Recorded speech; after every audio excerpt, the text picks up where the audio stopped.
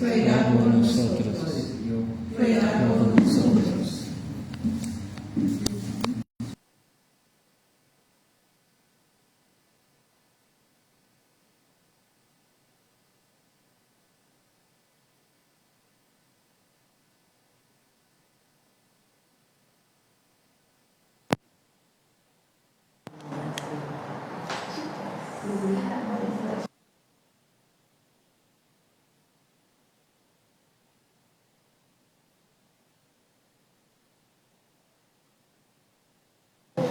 Buenas noches a todos. Nos reúne este día el Padre Pío para que podamos conocer lo que fue su vida de oración, tal como lo hemos anunciado días pasados, y la necesidad, la importancia que debemos hacer de la oración intentando alcanzar una vida de oración. Para que nos demos cuenta hasta qué punto era importante en su espiritualidad, él solía inculcar y repetir a sus hijos y penitentes que la oración era, entre otras cosas, la respiración del alma en gracia. Así como para vivir en el tiempo necesitamos respirar, si no nos morimos, la vida de oración llevaría a esto, es la respiración del alma en gracia, o la conversación íntima entre amigos. De ahí que dividiremos el estudio en esta noche, considerando primero la esencia de la oración, que es la oración. Luego vamos a considerar la necesidad y las cualidades que debe tener una buena oración. Y en tercera instancia, cómo la Iglesia va clasificando el mundo de la oración, aplicándolo particularmente a quién, sino al Padre Pío. ¿Cuáles eran sus principales oraciones que hacía y que inculcaba? En primer lugar, la oración, ¿qué es? Una vez más, viene bien recordar, vale la pena, que el Padre Pío no compuso ningún tratado sobre la oración, ni tampoco ningún otro tratado sobre las virtudes. A diferencia de otros santos o doctores de la Iglesia, él se dirigía a los suyos de una manera muy simple, muy directa, muy franca, a través de consejos, a través de cartas, en la confesión, de tal manera que así es como él iba enseñando las virtudes y su ejercicio. En lo que toca a la oración, él va a decir, la oración es el desahogo de nuestro corazón en el de Dios.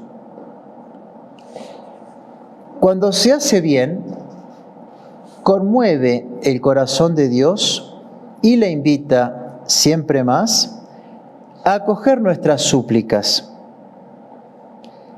Cuando nos ponemos a orar a Dios, busquemos desahogar todo nuestro espíritu. Nuestras súplicas le cautivan de tal manera que Él no puede menos de venir en nuestra ayuda. Y así pues vemos dos elementos bien importantes que él va a remarcar. Una descarga. La oración es como una liberación del peso de nuestras almas, de nuestro corazón, un vaciamiento de nuestro interior en Él, en el corazón de Dios. Y aquí se ve claramente cómo, mirado de este modo, la oración no es sino aquello que viene a encarnar lo de nuestro Señor en el Evangelio: venid a mí todos los que estáis cargados, que yo os aliviaré. Así pues, la oración nos viene a poner en contacto con Dios para desahogarnos y no para cargarnos para tensarnos, para descomprimirnos. También hemos escuchado que cuando se hace bien, dice el Padre Pío, cuando la oración se hace bien, tiene la virtud de conmover el corazón mismo de Dios. Uno podría decir, bellísimo. ¿Verdad o mentira? ¿Verdad? Pero, ¿y cuándo hacemos bien una oración para tocar, conmover el corazón de Dios? Tal vez nos puede esto desanimar, pensando, claro, Él rezaría de tal manera que conmovía el corazón de Dios, pero ¿nosotros qué? Y así pues, debemos aprovechar lo que Él también decía, qué significa hacer bien una oración.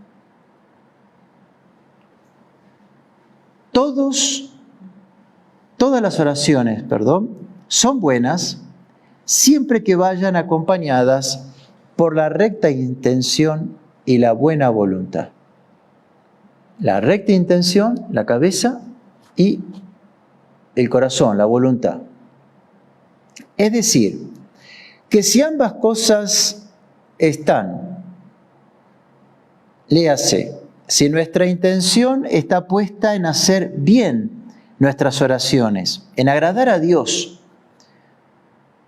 y si nuestra voluntad la acompaña, a saber, cada vez que nos distraemos, hacemos el esfuerzo por aterrizar y volver, esa oración es agradable a Dios y por lo tanto toca, conmueve, golpea el corazón del Altísimo. Así lo enseña el Padre Pío. El distraerse, si es involuntario, es consecuencia del pecado original. Esa desconexión que nos ha quedado después del pecado. En sí no es esa distracción un pecado. Será pecado si yo me doy cuenta de que estoy distraído y no importa, como no quiero rezar, sigo en mi distracción. Pero cuando uno se distrae por fragilidad y uno una y otra vez intenta volver a concentrarse, a aterrizar en el viaje espacial en el que estaba, ahí se ve el esfuerzo de la voluntad.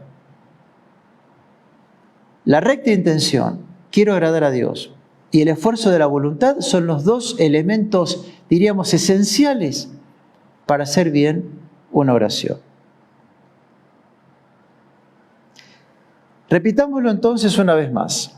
La oración es el desahogo de nuestro corazón en el corazón de Dios, de corazón a corazón. Cuando se hace bien, conmueve el corazón de Dios y le invita siempre más a acoger nuestras súplicas, a escucharlas. Cuando nos ponemos a orar a Dios, busquemos desahogar todo nuestro espíritu. Bellísimo. Nuestras súplicas le cautivan de tal manera que no puede menos que venir en nuestra ayuda.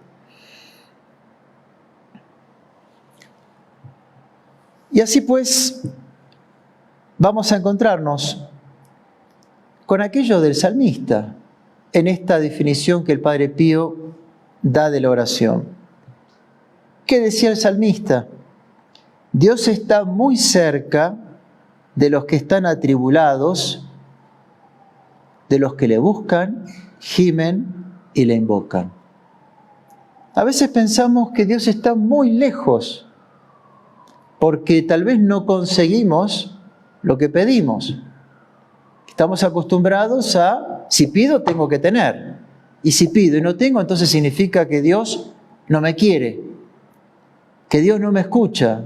No, en cierta manera es una modalidad caprichosa. Como yo quiero y Dios no me lo dio, entonces Dios no me quiere. Y no es así. Dios está muy cerca de los que están atribulados y le buscan, gimen e invocan. En otra ocasión el Padre Pío va a decir, la oración es la mejor arma que tenemos. Es una llave que abre el corazón de Dios. Una llave como la del sagrario. La oración es esa llave que abre el corazón de Dios. Debes hablar a Jesús también con el corazón, además de hacerlo con los labios. O mejor, en algunas ocasiones debes hablarle únicamente con el corazón. Y acá ya vamos a ver esa distinción que la Iglesia nos va a enseñar sobre la oración vocal y la oración interna o mental. Y el Padre Pío nos dice, claro, tenemos que rezar las oraciones, el Ave María, el Santo Rosario, por supuesto. La oración de la mañana y de la noche, claro que sí. Pero no solamente la oración vocal, la establecida, la que está en el librito, sino sobre todo la oración del corazón. Porque al fin y al cabo es el motor la que le va a dar esa forma a la otra oración que puede tal vez ser puramente material y formal. Esta frase, si han leído a Santa Teresa del Niño Jesús, a Santa Teresita, les puede ser tal vez muy familiar, porque ella dice algo muy parecido, en lo cual vemos cómo se vuelven a tocar los puntos, porque el Padre Pío también era muy admirador, había sido devoto de Santa Teresita, y se nos dice que el día de la canonización de ella, en 1925, él estaba en San Giovanni Rotondo, no salió del convento, pero se bilocó y se lo vio ese día de la declaración solemne de la canonización de esta santa en la Plaza de Roma. El Padre Pío apunta que no nos debemos conformar incluso con rezar oraciones establecidas, bien hechas. Nos empuja a que nos acostumbremos a rezar con el corazón a cada momento, según las diversas circunstancias, a modo de ejaculatorias, según los diversos estados anímicos, con las palabras que nos salgan del corazón, que son como esa expresión de nuestro interior. ¿Acaso, nos preguntamos, no viene a encarnar también aquel famoso refrán: de la abundancia del corazón surgen las palabras? Este aspecto nos lleva a la antesala de las cualidades que debe tener la oración. Insisto, sin que el Padre Pío dé ningún tratado, él va a mencionar la necesidad de que sea frecuente, no aislada, o como se diría, cada muerte de obispo. No, que sea humilde, no una oración que sea impositiva, que venga a reclamar, a pedir y a conceder. Humilde, confiada y perseverante. Miremos entonces estas cualidades. Ya San Juan de la Cruz, si lo han podido leer, entre las obras que él tiene, hay una que son avisos. En algunas ediciones aparece como dichos de luz y amor.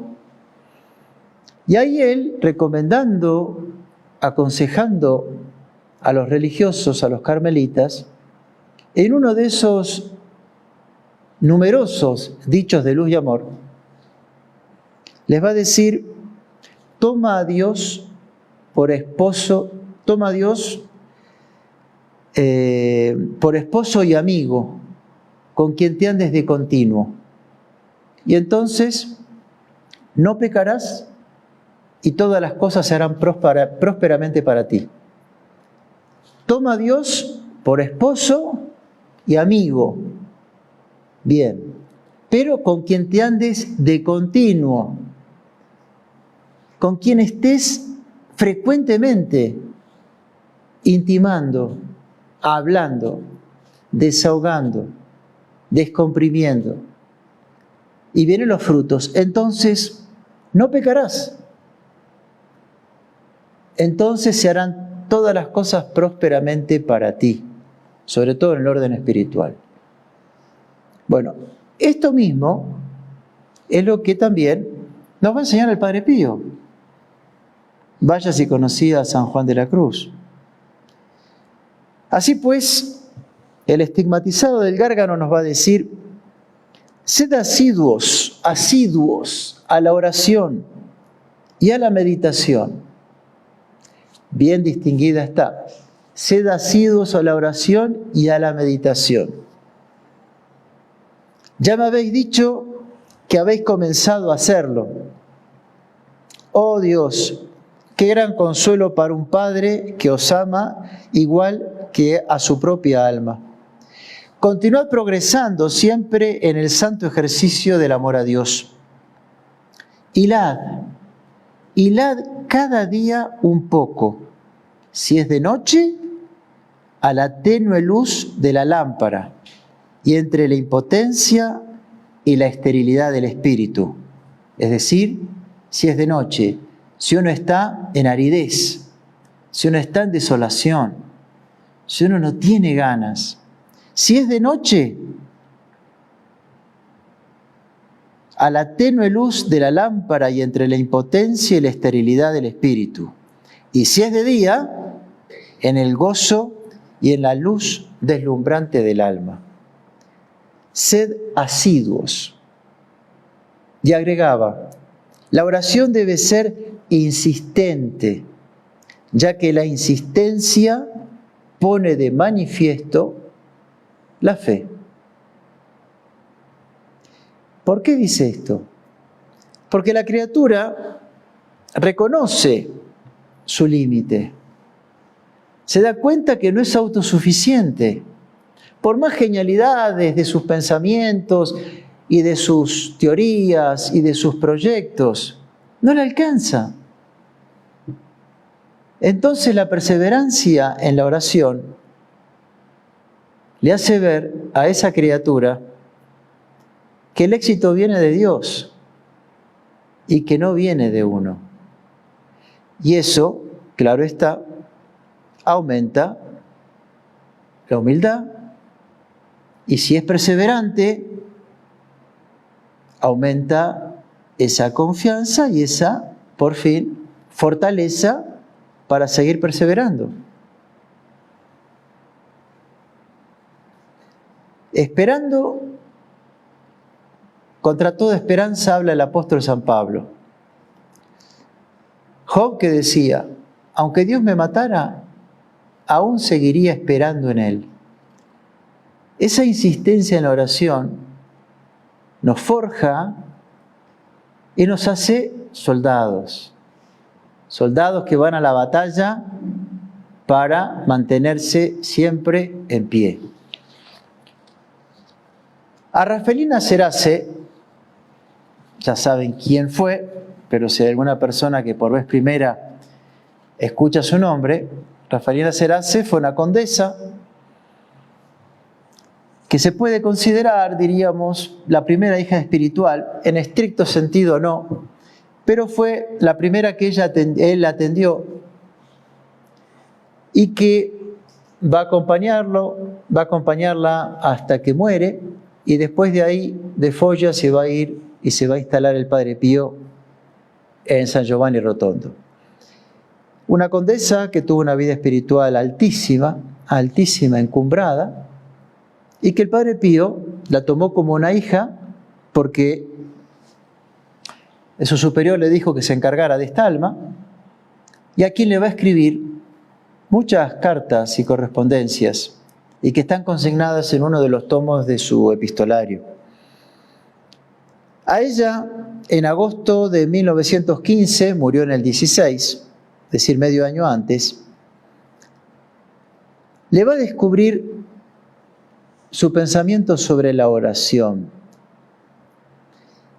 en donde va a mencionar estas cualidades referidas. Y así le escribía: es para mí un gran consuelo el que tengáis siempre confianza en el Señor. Sí, confiad siempre, y Jesús consolará vuestro espíritu, por muy abatido que esté en el mar de las grandes tempestades.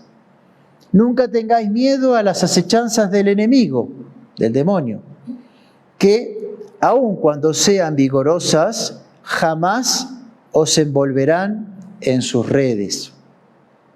Si permanecéis fiel al Señor y estáis vigilantes, fortalecidas con la oración y con la santa humildad. Es promesa de Dios que a los humildes les da su gracia y que se resiste a los soberbios. Así lo dice el apóstol Santiago, así el apóstol San Pedro. Y que los que oran y están vigilantes no caerán en la tentación. Por lo tanto, ¿de qué teméis? ¿Acaso Dios no es fiel a sus promesas?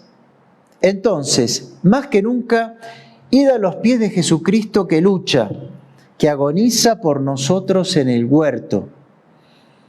Humillaos, llorad, suplicad con Él y pedid a gritos la misericordia, el perdón de vuestras faltas, el auxilio para caminar siempre delante de Él.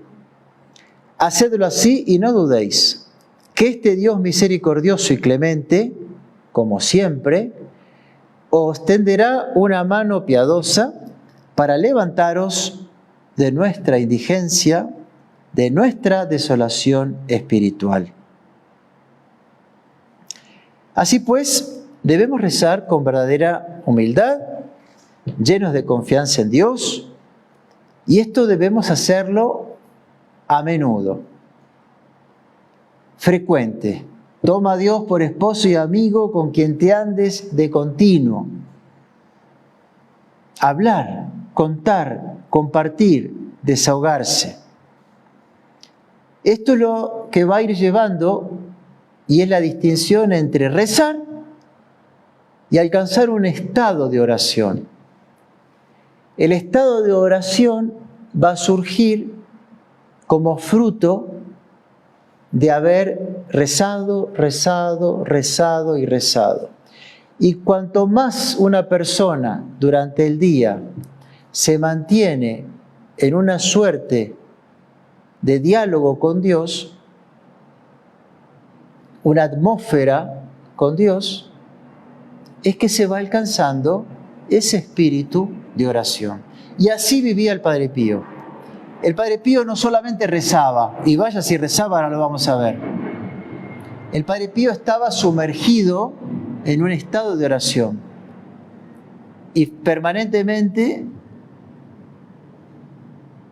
el corazón de él lo llevaba a un diálogo, a una ejaculatoria con la Virgen María, con su ángel custodio, con San José, con el seráfico Padre San Francisco, con nuestro Señor.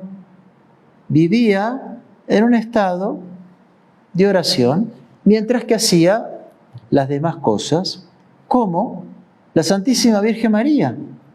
Nuestra Señora rezaba, claro que sí, pero ella estaba sumergida en un estado de oración y su corazón permanentemente estaba unida a nuestro Señor en todo lo que hacía.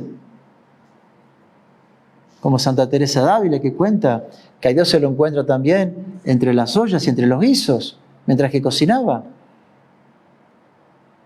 Pero esto es fruto, este estado es consecuencia de haberse ejercitado en una oración. Bien, el tercer punto es cómo se divide el mundo de las oraciones. Pues bien, hay dos clases, dos tipos. El llamado la oración vocal, como les decía al inicio, y la oración mental.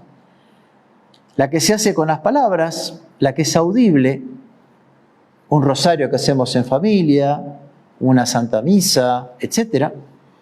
Y las que se hacen en silencio, con las facultades internas, inteligencia, memoria, imaginación y voluntad.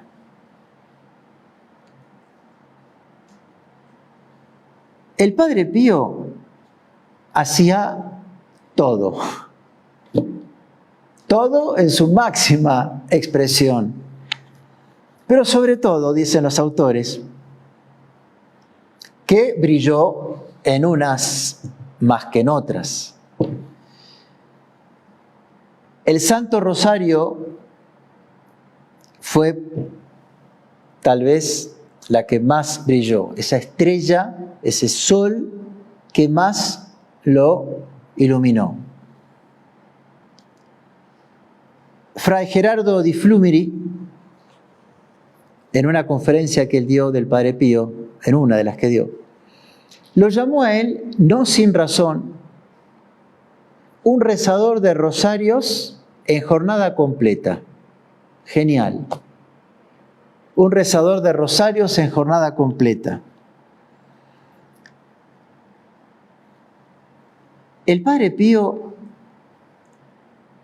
va a encontrar una eficacia particular, poderosa, en el rosario. Y así pues, en una ocasión le dicen: Padre, ¿por qué recita siempre esta plegaria y no otras? Él le responde: porque la Virgen no me ha entregado ninguna gracia solicitada sino a través del Santo Rosario. No me ha negado ninguna. Y él va a decir, va a marcar 4 frutos. Defensa contra las insidias del enemigo. Es decir, el arma por excelencia para combatir a Satanás. 2. Si estás descarriado, te encamina hacia el recto camino de la salvación. ¿Cuánta gente hay que no reza el rosario porque se sabe, se reconoce que está en pecado? Y esa es la trampa del demonio, no reces. Pero es el rosario, el GPS que me va a llevar otra vez al camino. Ese GPS es el rosario. Es el que tiene la virtud para arrimarme, como las amarras en un barco, para acercarme al puerto. En tercer lugar, dice el Padre Pío, nos vienen todas las buenas inspiraciones. Y así pues, en una ocasión, él estaba en acción de gracias en la misa, arriba en el coro, y al rato largo se dio cuenta por un ruido que había un padre que lo estaba esperando. Estaba a oscuras ya, y el Padre Pío ahí lo llama. Ven, ¿qué quieres? Padre, le quiero pedir un consejo. ¿Hace cuánto que estás? Hace 1 hora. Perdiste 1 hora, le dijo. De acá me vienen los consejos y las luces del rosario. Y en cuarto lugar, es la llave para entrar en el paraíso. Es decir, defensa contra el demonio. Si estamos perdidos, la luz para encontrar el camino. Si necesitamos un consejo, de ahí nos viene. Y por fin la llave, la mano de nuestra Madre para meternos en el cielo. Sobre cuánto rezaba el Padre Pío, esto lo hemos ya hablado en alguna ocasión, pero vamos a escuchar algunos testimoniales que fueron consignados en el proceso de canonización. Aquí sí, por supuesto, el Padre Pío se presenta más admirable que imitable, como él lo va a reconocer también, que no era para todos, como él lo rezaba. El rosario entonces era el medio preferido para estar en continua comunicación con la Virgen. Siempre lo tenía en sus manos, salvo en 2 ocasiones, cuando celebraba la Santa Misa, que no se puede, y cuando estaba en el comedor, comiendo con los padres. No, sacar el rosario y tener la cuchara, no. Después, siempre. Y sobre todo en el confesionario, siempre lo tenía, siempre. Y pasaba las cuentas. Fray Carmelo, que fue un superior del convento de los capuchinos del 53 al 59, que es la etapa final del Padre Pío, nos ha dejado este testimonio. Fecha en su diario, 6 de febrero 1954, es decir, 5 años antes de su muerte, de la muerte del Padre Pío. Perdón,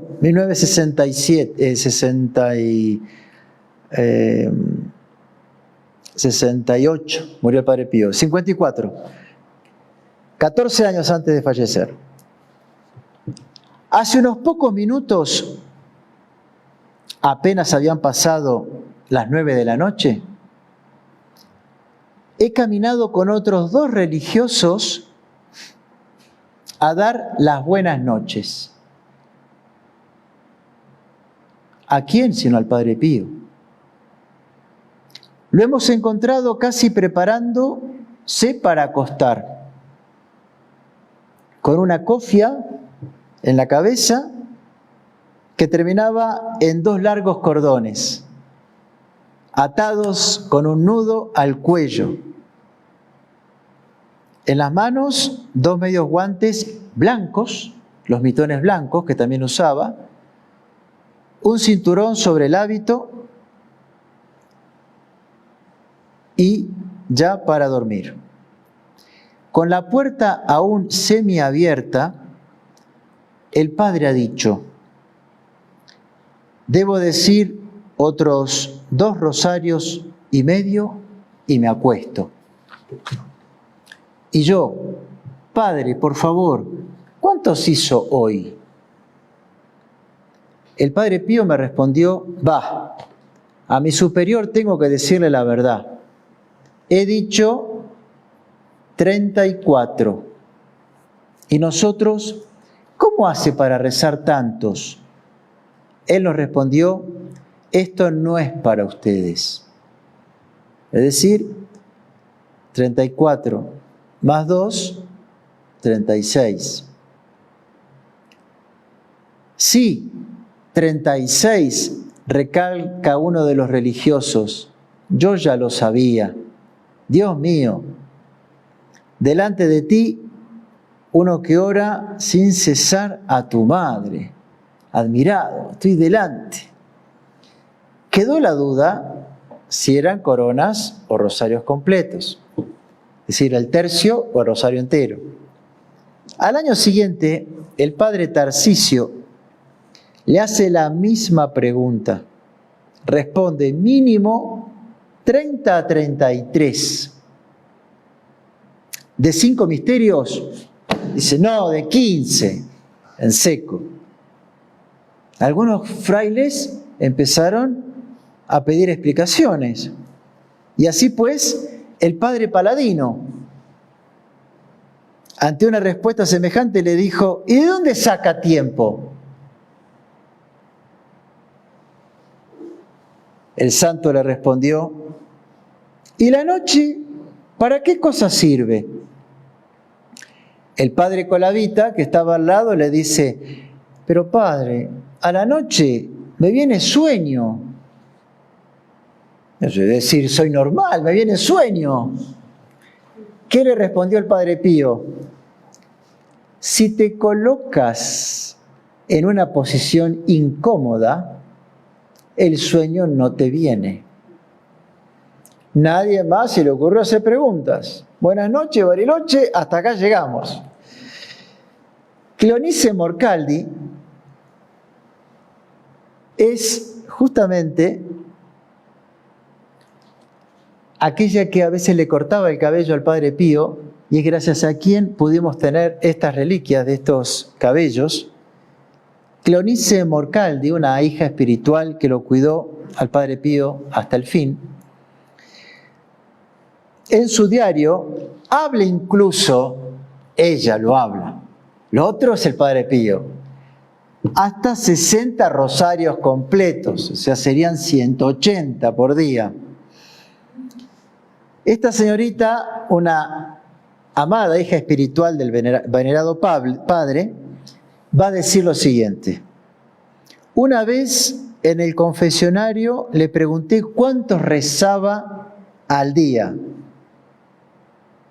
Él me respondió, cuando he terminado mis 180 rosarios, es decir, 60 completos, entonces descanso. ¿Y cómo haces para rezar todo eso?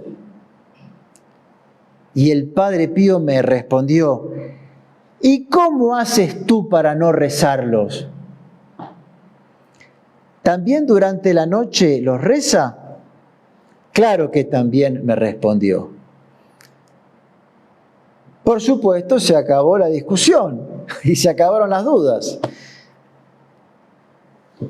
Pero, como decía el Padre Pío, no es para todos. Él tuvo esa capacidad para poder hacerlo.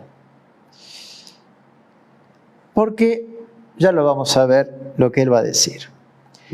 Con el rosario en sus manos, cada día de 11 a 12 en oración, ahí en el matronero de la nueva iglesia, delante del espléndido mosaico de Nuestra Señora de las Gracias, el Padre Pío era una ininterrumpida catequesis viviente de piedad mariana. Ahora bien, ¿por qué rezaba tantos rosarios? Porque él era la encarnación del mensaje de la Virgen de Fátima. La Virgen María así lo había pedido. Pero el verdadero motivo por el que el Padre Pío ha amado tanto el rosario es porque la Virgen María en persona se lo había puesto en sus propias manos. La Virgen ha querido que el Hijo del Seráfico Padre, San Francisco, llegara a través de ella a Jesús. El Padre Pío, en efecto, siempre llegó a Jesús por María. La senda, pues, que el místico de San Giovanni Rotondo siguió para alcanzar a Jesús fue siempre la del rosario. A veces uno se puede preguntar, ¿y en el rosario en qué medito? ¿Cómo hago? ¿Me quedo en las palabras? ¿Me quedo en el misterio? ¿Me quedo en general en la Virgen? El Padre Pío, pues, decía, la atención debe estar centrada en el Ave María, es decir, en el saludo que se dirige a la Virgen, pero en el misterio que se contempla. En todos los misterios ella está presente, en todos participó con amor y con dolor. Y así pues, pasaba sus días y sus horas, y como en alguna ocasión lo pude contar, cuando tuve la dicha de estar allí en la celda donde el Padre Pío murió, que tuvimos esa visita adentro guiada. Normalmente los peregrinos entran en el convento, tienen un paseo y uno llega al cuarto donde murió el Padre Pío, pero la pared fue quitada y fue puesto un vidrio grueso, de tal manera que uno pueda ver lo que había en la habitación, la silla en donde murió, la mesita de noche, la cama, el escritorio, etc. pero todas las cosas no se pueden ver, lógicamente, a diferencia cuando entras. Cuando fuimos a buscar el mitón, en ese momento, el padre responsable de los grupos del Padre Pío nos invitó a que pudiéramos hacer una visita adentro y nos mostró algo que puede pasar desapercibido cuando uno lo mira desde afuera en el pasillo a través de la ventana vidrio. Es un cuadro inmenso, inmenso, como ovalado, con un borde dorado a la hoja de la Virgen. Y ese era el cuadro que vendía un masón, que había puesto un anticuario. El Padre Pío, cuando se lo cruzaba, haciendo negocios con las cosas de Dios, de la vida, el otro se ve que cruzaba la calle y lo saludaba. Adiós, adiós, arrivederci.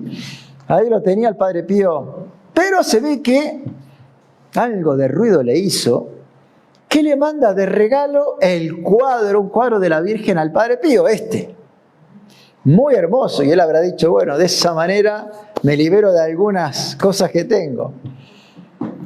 Pero era tan bonito que el Padre Pío no lo quería, menos en su celda, no lo quería, por pobreza, no porque no tuviera amor a la Virgen. Pero el regalo había sido para él. Entonces el superior le dijo, mire, por obediencia usted lo va a recibir y usted lo va a tener acá en su cuarto. Así que se acabó. Y se lo pusieron en la piecera de la cama.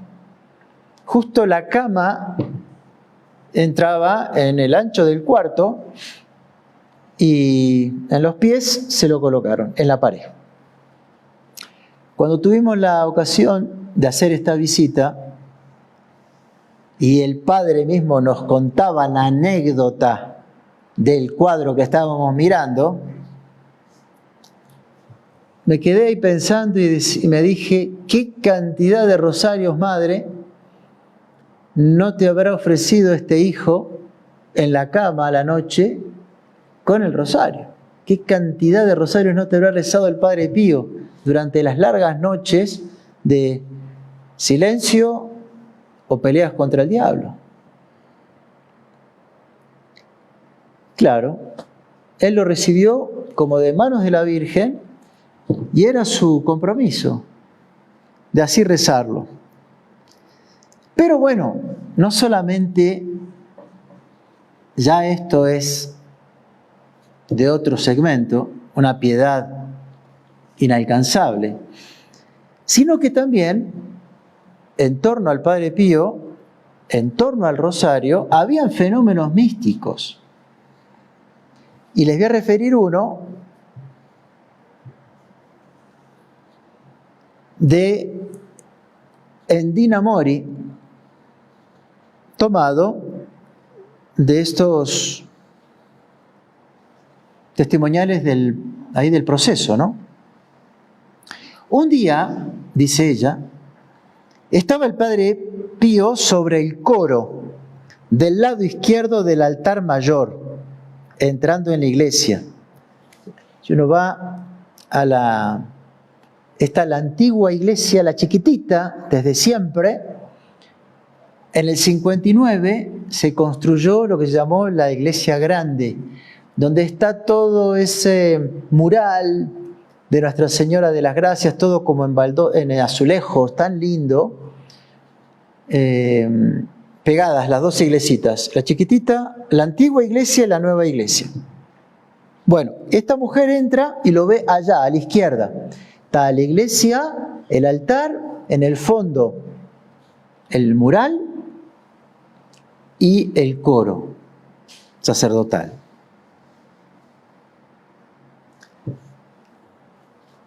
Y yo estaba enfrente de él y escuchen, y observaba con un binocular, dice ella, lo observaba al Padre Pío, se había puesto para mirarlo de cerca, para ver su expresión paradisíaca mientras rezaba el rosario. Entonces, A veces las mujeres tienen ideas y ocurrencias un poco particulares. Sí, se fue con un binocular, ¿se imaginan ustedes? Sí, y uno mira, sí, esta señora, ¿qué tiene? No, estaba así mirándole al Padre Pío. No sé. Aparte se imagina, ¿no?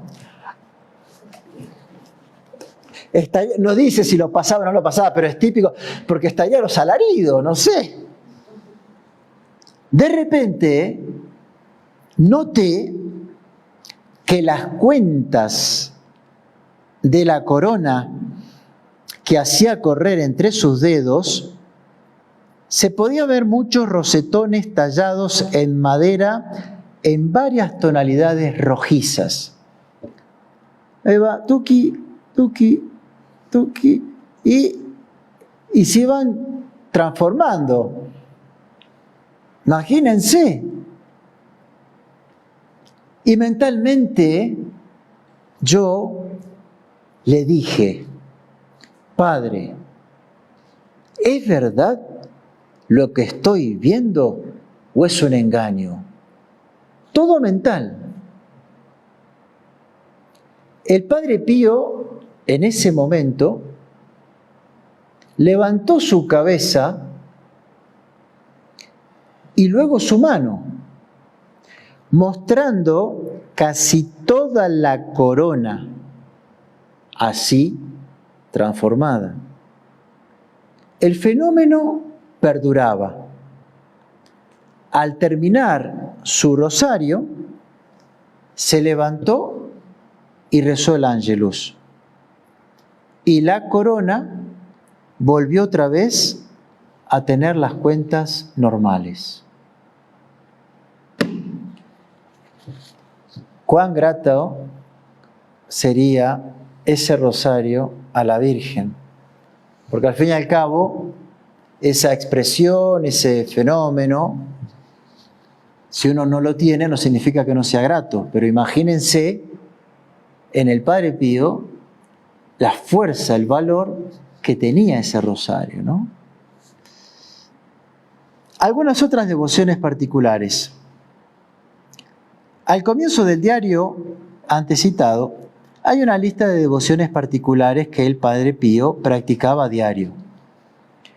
No menos de 4 horas de meditación, y estas de ordinario sobre la vida de nuestro Señor, nacimiento, pasión y muerte.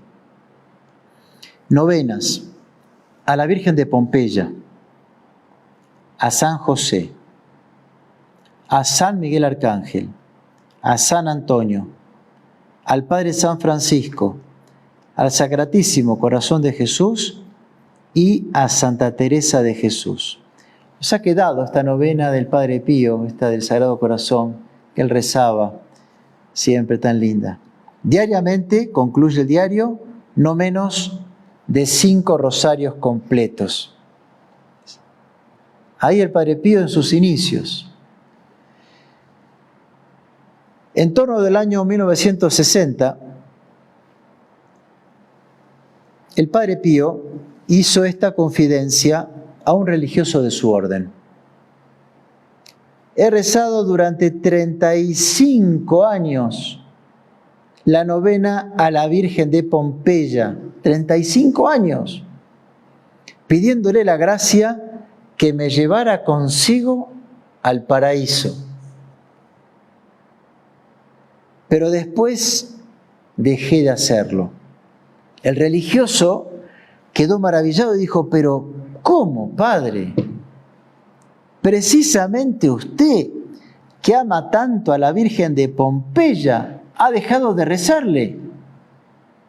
Hijo mío, he pedido a la Virgen María la gracia de morir, pero no me ha escuchado.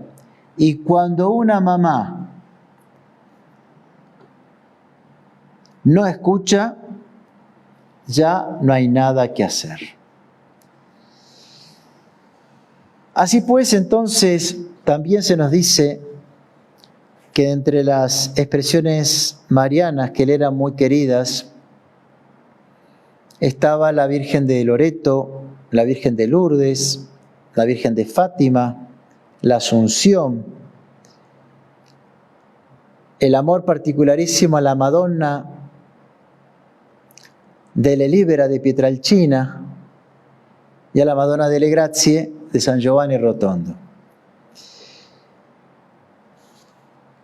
Y así pues, el Padre Pío viene a ser esa encarnación de Fátima, tanto por el espíritu de sacrificio, tanto por el espíritu de oración, como tanto también por haber insistido y machacado sobre lo que va a ser la modestia, el pudor por el cual tanto se iba a ofender a nuestro Señor como la Virgen María le dijo, sobre todo, no solamente a Lucía, sino a Jacinta de Fátima. Algunos días antes de su bienaventurada muerte, para concluir, exhortó a modo de testamento espiritual a los suyos: amad a la Virgen María y haced que la amen. Es muy lindo. Amad a la Virgen y haced que la amen. Rezad cada día el Santo Rosario y el Magnificat. Y por fin, con su rosario en la mano, repitiendo la jaculatoria Jesús María, el Padre Pío expiró dulcemente, confirmando con su ejemplo todo lo enseñado en sus labios. Un hermoso modelo en la vida interior, el Padre Pío, un grande en la vida espiritual,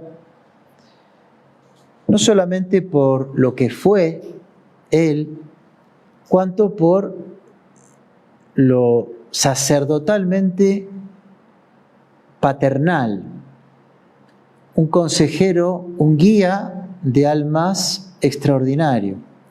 Es decir, fue ejemplar en su vida, en su piedad, así como fue ejemplar en su relación, en el trato con las almas que se le confiaban para encaminarlas hacia la vida eterna. Vamos a concluir esta jornada del día, de esta noche, con la bendición con estos cabellos que esta feligresa, que esta hija espiritual como fue Clonice Morcaldi, los pudo obtener y que gracias a Dios y a la Virgen los tenemos aquí con nosotros.